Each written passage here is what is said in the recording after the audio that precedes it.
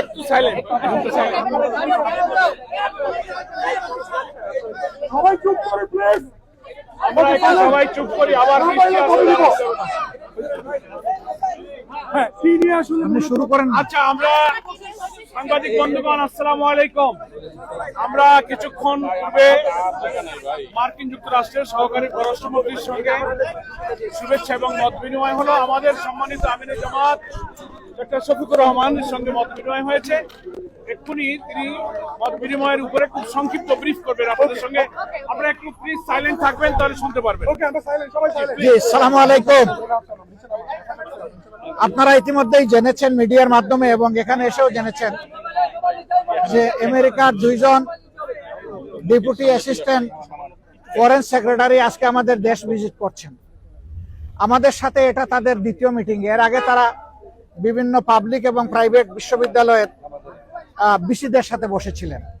সেখানে মত বিনিময় করার পরে রাজনৈতিক দল হিসেবে আমাদের সাথে তারা প্রথম বসেছেন। তাদের সাথে আমাদের খোলামেলা কথা হয়েছে। তারা বাংলাদেশের বর্তমান রাজনৈতিক অবস্থা জানতে চেয়েছেন।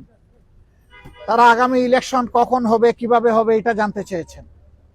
তারা জানতে চেয়েছেন যে সবগুলা দল রিফর্ম চাচ্ছে, সেই রিফর্মটা কি হতে পারে, আমরা কি চাচ্ছি,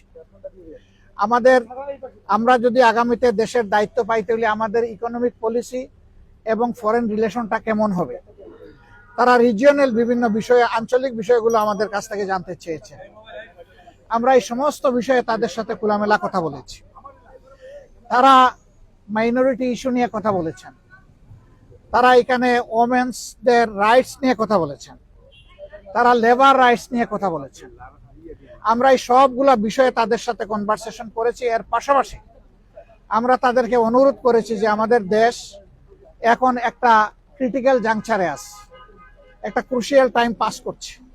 এই সময় আমেরিকার পক্ষ থেকে 37% যে ট্যারিফ ইম্পোজ করা হয়েছে, এটা যেন তারা পুনর্বিবেচনা করেন। এবং আমরা অনুরোধ করেছি আমাদের এই অনুরোধ তারা যেন পৌঁছে দেন। আমরা জানি ইতিমধ্যে আমাদের সরকারের পক্ষ থেকে একই অনুরোধ ফরমাল চিঠির মাধ্যমে জানানো হয়েছে। আমরা আশা করি যে তারা এইটুকু উপলব্ধি করে আমাদেরকে সহযোগিতা করবেন। এবং আমরা কমিটমেন্ট বলেছি যে অলরেডি আমরা ডেমোক্রেটিক নর্মসের উপরে কমিটমেন্ট।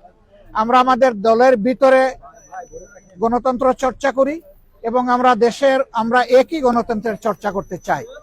এর জন্য আমাদের যা করণীয় তাই আমরা করব। উদাহরণস্বরূপ আমরা বলেছি যে প্রত্যেকটা ক্রেডিবল ইলেকশনে আমরা অংশগ্রহণ করেছি, কম হোক বেশি হোক সংসদের ভিতরে আমাদের সংসদ সদস্য ছিলেন। At the same time election যখন বাংলাদেশে একবার